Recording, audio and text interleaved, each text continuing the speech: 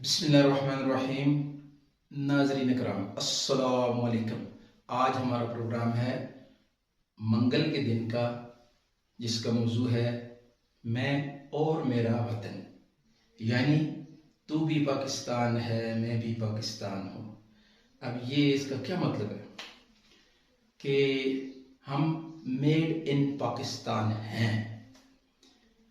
हमारी जो प्रोडक्ट है, हम यानी जो आदमी जो कुछ कर रहा है, ताजर तजारत कर रहा है, फैक्ट्री वाले अपनी मसनूआत बना रहे हैं, दफ्तरों में बैठे हुए एहलकार जो है वो पाकिस्तान के नाम से, और जो सड़कों के ऊपर पुलिस वाले हैं, थानों में हैं, यानी जो आदमी जिस शोबे में भी है वो इसको माने या ना माने, उसके ऊपर एक मोहर लगी हुई है कि मैं पाकिस्तान में बना हुआ हूँ, पाकिस्तान का शहरी हूँ, ये मेरा वतन है।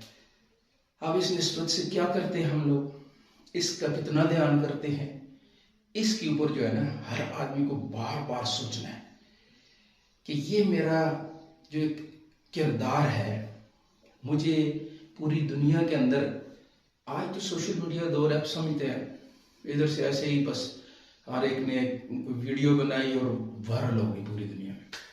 तो हमें हर शोबे में समझे कि हमें, हमारे ऊपर जो कैमरे फिक्स हैं ना, आजकल देखिए कितना एक चीज को देखा जाता है कि लिखा होता है कैमरे की आंख आपको देख रही है। और हम बहसीयत मुसलमान या अहले किताब जो भी है, जिनका यकीन है कि अल्लाह मुझे देख रहा है, तो यकीनन वो भी फिर कोई गलत काम नहीं करते कि कैमरे की आंख मुझे देख रही है तो अल्लाह का निज़ाम मुझे देख रहा है। ये अवाम नास जितनी अवाम है, अब इनकी खिदमत किस तरह करनी है, ये एक तो ज़ात के हवाले से हम जी रहे हैं, एक है हम अपने घर के फ़र्द के हिस्से से जी रहे हैं, उसके ऊपर को हमारी घरेलू जिम्मेदारियाँ होती हैं, फिर हमारे अगर रिश्ते हैं तो हम एक रिश्तेदार के हिस्से से जी रहे हैं, लेकिन हम पाकिस्तानी भी होने के नाते एक वतन में रहते हैं और उसका भी हमारे ऊपर हक है। और इसी तरह हम जो हैं मुसलमान हैं, तो हमारा मुसलमान होने का भी नाते हमारे ऊपर हक है। तो अब वतन को हम मेड इन पाकिस्तान होते हुए हम क्या चीज़ दुनिया को दिखा रहे हैं, मेरी ज़ात से। ये जो हम का सीगा आता है ना, तो लोग समझते हैं ये फलाना करे, फलाना करे, फलाना नहीं भाई, मैं, ये मेरा किरदार है, मुझे क्या करना है, मेरी ज़ात से क्या हो रहा है, मैं किसके लिए जी रहा हूँ। इसके लिए जो है हमारे एक इधर अदालतों के सामने एक टाइपिस्ट होते थे, यूनुस साहब उनका नाम था, अल्लाह उनकी मग़फ़िरत में फौत हो गए। तो बड़े ज़बरदस्त ड्राफ्टिंग करते थे, यानी अंदर अदालतों में अक्सर जो है वो उनके अपने ड्राफ्टमैन बैठे होते हैं, स्टेनो बैठे होते हैं। उस ज़माने में टाइपिंग का दौर था, टाइपराइटर होते थे। तो अक्सर जज साहबान जो है ना अपने केस, अपने फैसले वो लिखवाने के लिए यूनुस साहब को बाहर से अंदर बुलाते थे। तो हमें भी काम करवाना होता था, उस वक्त उनके पास जाते थे तो अक्सर फिर इंतज़ार करना पड़ता था। हमें बता के जाते थे बस टाइम कीजिए, अंदर जज साहब ने बुला रही है, फैसला कोई टाइप करना है या कुछ करना है, इंतज़ार करें। तो वकील बड़ी महारत थी उनको। तो एक दफ़ा मैंने उनसे पूछा, मैंने कहा जी कि आप इतने माहिर हैं माशाल्लाह अपने फ़न में, तो आप किसी अच्छी जगह जॉब करते, किसी सरकारी दफ्तर में या किसी जगह आपको अच्छी नौकरी मिल जाती है, आप तो बड़े माहिर हैं। तो इसके ऊपर उन्होंने मुझे अपनी बात सुनाई, कहने लगे कि मैं इस तरह था कि मैं कराची में होता था, तो वहाँ पे एक ब्रिटिश कंपनी थी, तो मैं उनके स्टोर कीपर की जॉब करता था। तो फिर उस कंपनी ने पाकिस्तान से अपना काम बिजनेस ख़त्म किया, तो उन्होंने कहा जी कि जो जो हमारे साथ जाना चाहता है, ये 60 की अराउंड की बात है तकरीबन, तो कहते हैं मुझे भी उन्होंने ऑफर किए, आओ भाई तुम्हें तो हम लाजम लेके जाएंगे इंग्लैंड।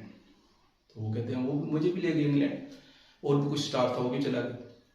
खैर मैं वहाँ पे उनके वही सेम उस जगह पे मुझे जॉब थी स्टोर की। खैर कहते हैं मैं कुछ अर्सा वहाँ पे वो काम करता रहा, लेकिन मेरा दिल नहीं लगा। तो मैंने उनसे कहा जी मैं वापस जाना चाहता हूँ, मुझे तो इधर पसंद नहीं है सारा कुछ। वापस आ गया। कहते हैं वापस आया तो मुझे मिनिस्ट्री इन TNT डिपार्टमेंट में एक अच्छी सेक्रेटरी साहब के स्टेनो की गालबन कहते हैं मुझे जॉब मिल गई। और उन्होंने देखा इनकी ड्राफ्टिंग बहुत अच्छी है। तो कहते हैं मैं वहाँ पे जॉब करता रहा, तो कुछ अर्सा मैं करता रहा, तो 72 73 मुझे सही तरह याद नहीं है। कहते हैं एक दिन मुझे एक दफ्तर का एक और आदमी आके मुझे बताता है कि भाई ये जो आप इधर जॉब कर रहे हो, तो आपको पता है कि ये जो आपने जापान से अभी कुछ करस्पॉन्डिंग की है, कुछ चीज़ें मंगवाई हैं। मैंने कहा हाँ, ये वो मिनी एक्सचेंज, टेलीफोन की एक्सचेंजें आई हैं, तो वो कश्मीर के किसी इलाके में लगाई गई हैं और इस तरह ये डॉक्यूमेंट्स आए थे। तो वो मुझे कहता है कि ये अगर आपको ये पता चले कि ये सब कुछ जो है ये सब पेपर वर्क है, वहाँ से जो कागजात आए हैं, शिप के आए हैं और जो कुछ भी है, और वहाँ पे जितने बंदे भर्ती किए गए हैं जो एक्सचेंज में काम कर रहे हैं, तो वो भी फेक है और वो घरों में बैठे हुए इन सब लोगों के घरों में काम कर रहे हैं। मुझे एकदम से करंट लगा। वो कहते हैं कि यार ये टाइपिंग तो तुम करते रहो। खैर उसने तो मुझे पता नहीं बल्ला किस तरीके पे या तो भगाने के लिए कर रहा था, लेकिन मुझे अंदर से एहसास हुआ कि इतना बड़ा फ्रॉड हो रहा है। और अपने आप को मैंने कहा यूनुस तुम्हारे हाथ से। अब मुझे तो पता नहीं, मैं तो फाइलें मुकम्मल करने का काम होता था, मैं फाइलें मुकम्मल की हुई हैं, शिपिंग डॉक्यूमेंट्स भी लगे हुए हैं, मशीनें आई भी हुई है। मुझे अब मैं तो साइट पे जाकर विजिट नहीं करता हूँ, तो साहब भी करते थे। तो कहते हैं मैंने सर पकड़ लिया अपना। मैंने कहा यार ये यूनुस तुमसे क्या हो गया। तो मैंने सोच के 2-3 दिन सोचता रहा, परेशान हुआ। मैंने डिज़ाइन टाइप करके अपने उन जो भी मेरे बड़े थे सेक्रेटरी साहिबान, उनको मैंने अपना इस्तीफ़ा पेश किया जी बस मैं और काम नहीं कर सकता। और मैं घर आ गया। यहाँ की सोचता रहा तो मुझे मेरे समझ में यही आया कि चलो भाई, और यार अल्हम्दुलिल्लाह कहते मेरी अच्छी दिहाड़ी बन जाती। तो लेकिन ऐसा एक जगह पे नहीं हो रहा। वतन के साथ ये जो आदमी जिस घर में पैदा होके उस घर के साथ इतनी बड़ी बेवफाई करे, तो उसको तो मेरे ख्याल में मुनाफक तो छोटी बात है, गरदार भी छोटी बात है। इस जैसा वतन का दुश्मन कि जिसको अमानत सौंपी गई एक शोबे की।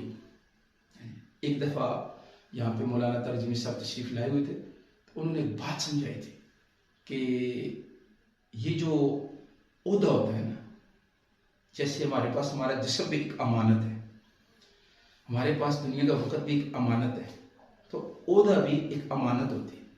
इसके बारे में नबी पाक सल्लल्लाहु अलैहि वसल्लम फरमान है कि तुम सब के सब हाकुम, तुमसे अपने रैयत के बारे में सवाल किया जाएगा। मर्द अपने घर वालों पर हाकुम है, उससे घर वालों के बारे में सवाल किया जाएगा। औरत अपने खावंद के माल पर हाकुम है, अपने नफ्स के बारे में और अपने खावंद के माल के बारे में पूछा जाएगा। गुलाम अपने मालिक के माल पर यानी मुलाजिम अपने उस इदारे के माल पर, चीज़ों पर निगहबान है, उससे उसके बारे में सवाल किया जाएगा।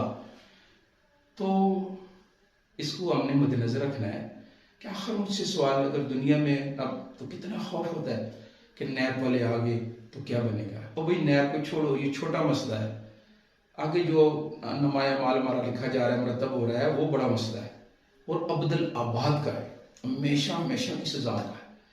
इसलिए जो है हमने हर मौके पे 22 करोड़ आवाम है हमारी, हम उनकी खिदमत के लिए जिस शोबे में हम हैं, तो हमें पाकिस्तानी बन के सोचना है कि मैं अपने पाकिस्तानी भाइयों की क्या खिदमत कर रहा हूँ, कैसे खिदमत कर रहा हूँ। इसके लिए जो है इसको सोचना है। और अगला प्रोग्राम हमारा अगले मंगल को यही होगा, और कल हमारा प्रोग्राम है मैं और मेरा दीन, और जुमरात वाले दिन प्रोग्राम लेके आएंगे मैं और मेरी सेहत। तब तक की इजाज़त, अल्लाह हाफिज़।